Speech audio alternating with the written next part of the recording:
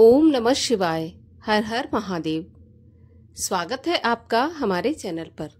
आज के इस वीडियो में हम आपको सुनाएंगे सोमवार के व्रत की कथा। सोमवार का व्रत करने से भगवान शिव बहुत ही शीघ्र प्रसन्न होते हैं और मनचाहा वरदान देते हैं। वैसे तो सभी को सोमवार का व्रत करना चाहिए, परंतु अगर किसी भी वजह से व्रत नहीं भी कर सकते तो कथा तो अवश्य ही सुननी चाहिए। कथा सुनने मात्र से ही व्रत का आधा पुण्य फल प्राप्त होता है। इसीलिए अगर व्रत नहीं भी कर सकते तो भी कथा अवश्य सुने और भगवान भोलेनाथ से मनोकामना पूर्ति के लिए प्रार्थना करें। निश्चित रूप से भोलेनाथ हमारी मनोकामना पूर्ण करेंगे। आज के वीडियो में हम आपको सोमवार की कथा सुनाएंगे, परंतु उससे पहले आपसे आग्रह है कि अगर अभी तक आपने चैनल को सब्सक्राइब नहीं किया है, पहली बार चैनल पर आए हैं, तो चैनल को सब्सक्राइब करके बेल आइकन पर क्लिक कर लीजिए। और अगर आज की कथा आपको अच्छी लगे तो लाइक अवश्य करिए, क्योंकि आपके लाइक से ही हमें पता चलता है कि आपको हमारा वीडियो पसंद आया। और अगर आपको अच्छी लगे कथा तो शेयर भी कर दीजिए। तो चलिए अब हम शुरू करते हैं सोमवार के व्रत की कथा। एक नगर में एक बहुत धनवान साहूकार रहता था। उसके घर में धन की कोई कमी नहीं थी, परंतु वह बहुत दुखी था क्योंकि उसके कोई पुत्र नहीं था। वह इसी चिंता में दिन रात दुखी रहता था। पुत्र की कामना के लिए वह प्रत्येक सोमवार को शिवजी का व्रत और पूजन किया करता था तथा सायंकाल मंदिर जाकर शिवजी के सामने दीपक जलाया करता था। उसके इस भक्ति भाव को देखकर एक समय माता पार्वती ने भगवान शिव से कहा, महाराज, ये साहूकार आपका अनन्य भक्त है, सदैव आपका व्रत और पूजन बड़ी श्रद्धा से करता है। आपको इसकी मनोकामना अवश्य पूर्ण करनी चाहिए। शिवजी ने कहा, हे पार्वती, यह संसार कर्म क्षेत्र है। किसान खेत में जैसा बीज बोता है वैसी ही फसल काटता है, उसी तरह मनुष्य इस संसार में जैसा कर्म करते हैं वैसा ही फल भोगते हैं। तब माता पार्वती ने अत्यंत आग्रह से कहा कि प्रभु, जब यह आपका अनन्य भक्त है और अगर इसको किसी प्रकार का दुख है तो उसे आपको अवश्य दूर करना चाहिए। आप तो सदैव अपने भक्तों पर दयालु रहते हैं और उनके दुखों को दूर करते हैं। यदि आप ऐसा नहीं करेंगे तो मनुष्य आपका पूजन और व्रत भला क्यों करेंगे। माता पार्वती का ऐसा आग्रह देखकर शिवजी कहने लगे, हे पार्वती, इसके कोई पुत्र नहीं है। इसी चिंता में यह अति दुखी रहता है। इसके भाग्य में पुत्र न होने पर भी मैं इसको पुत्र प्राप्ति का वरदान देता हूँ, परंतु वह पुत्र केवल 12 वर्ष तक ही जीवित रहेगा। इसके पश्चात वह मृत्यु को प्राप्त हो जाएगा। इससे अधिक मैं इसके लिए कुछ नहीं कर सकता।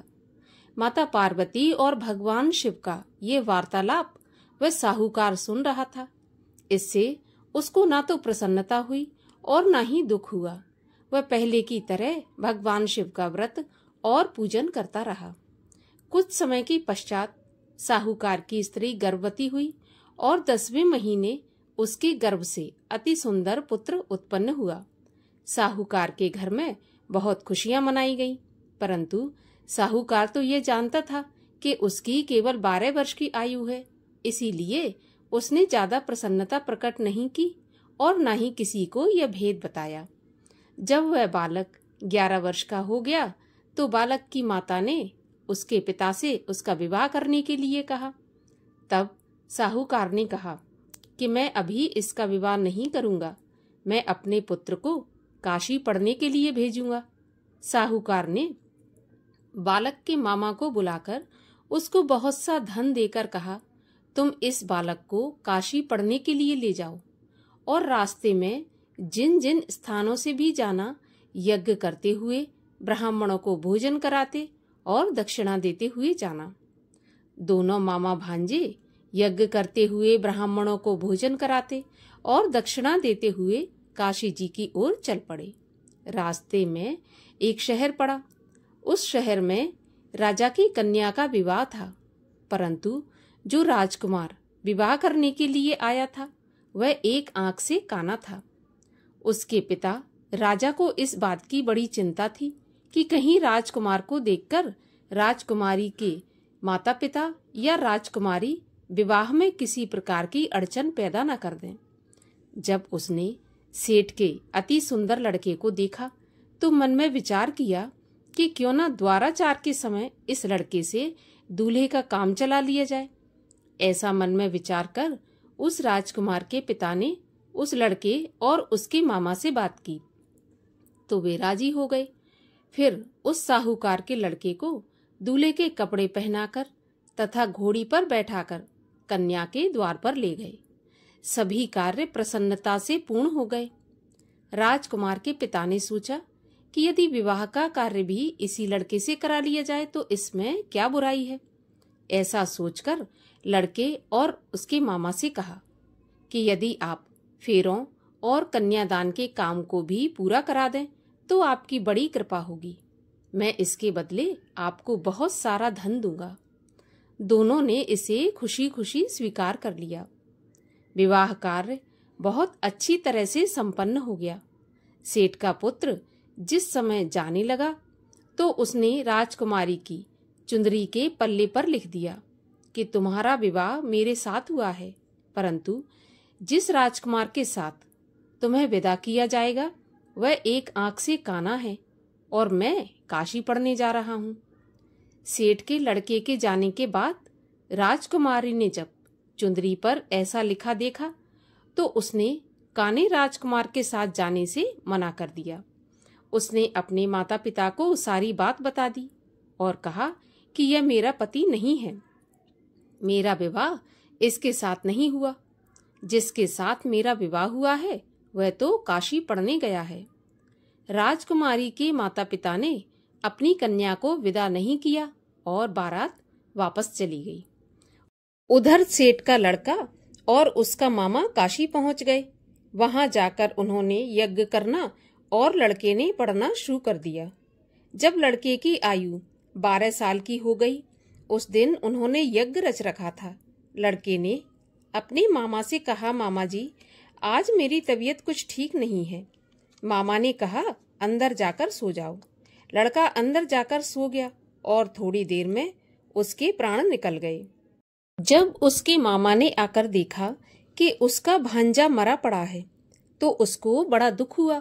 उसने सोचा कि अगर मैं अभी से रोना पीटना मचा दूंगा तो यज्ञ का कार्य अधूरा रह जाएगा। अतः उसने जल्दी से यज्ञ का कार्य समाप्त करवाकर ब्राह्मणों के जाने के बाद रोना पीटना शुरू कर दिया। संयोगवश उसी समय शिव पार्वती उधर से जा रहे थे।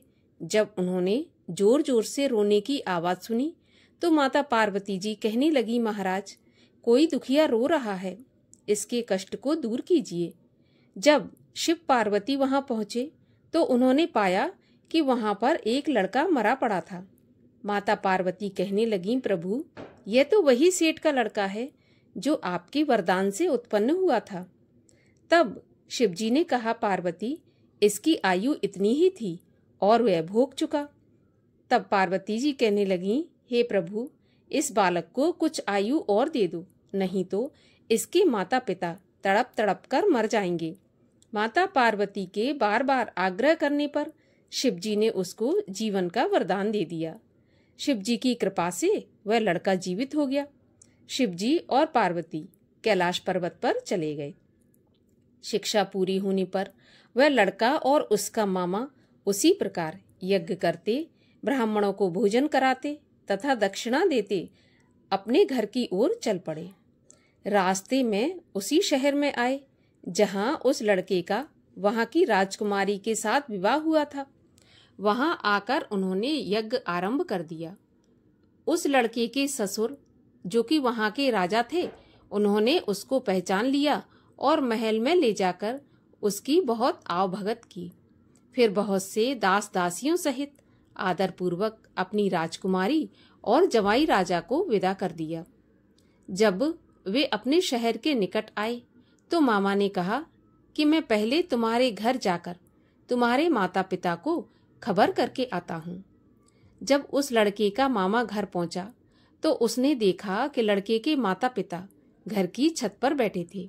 उन्होंने प्रण करके रखा था कि यदि हमारा पुत्र कुशलता के साथ लौट आया तो हम राजी खुशी नीचे आ जाएंगे, नहीं तो छत से कूदकर अपने प्राण दे देंगे। उस लड़के के मामा ने आकर जब यह समाचार दिया कि आपका पुत्र आ गया, तब उनको विश्वास नहीं हुआ। तब मामा ने शपथ पूर्वक कहा कि आपका पुत्र अपनी पत्नी तथा बहुत सारा धन साथ में लेकर आया है। तो सेठ प्रसन्नता से भर उठा। सेठ सेठानी आनंद पूर्वक नीचे आए। बाहर आकर उन्होंने अपने पुत्र तथा उसकी पत्नी का भरपूर स्वागत किया। सभी प्रसन्नता के साथ रहने लगे।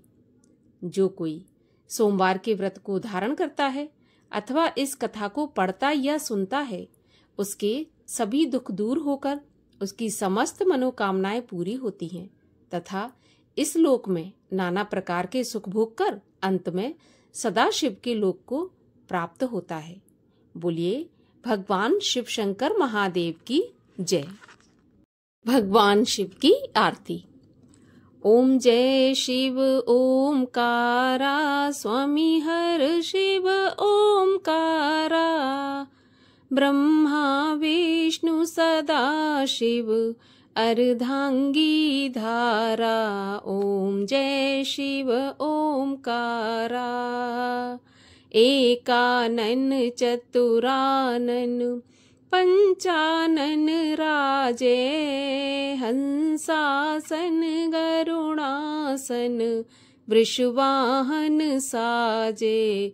ओम जय शिव ओमकारा, दो भुज चार चतुर्भुज, 10 भुज ते सोहे, तीनों रूप निरखता त्रिभुवन जन मोहे।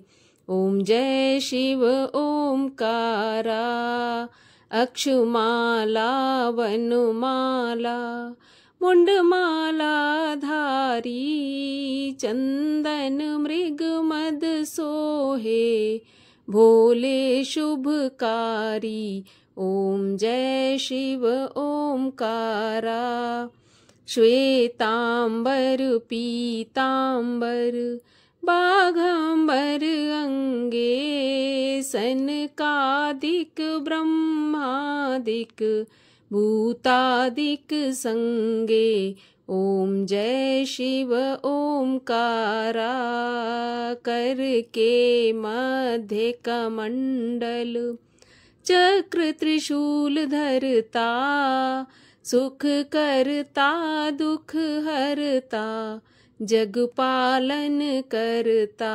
ओम जय शिव ओमकारा, ब्रह्मा विष्णु सदा शिव जानत अविवेका, प्रणवाक्षर के मध्य ये तीनों एका।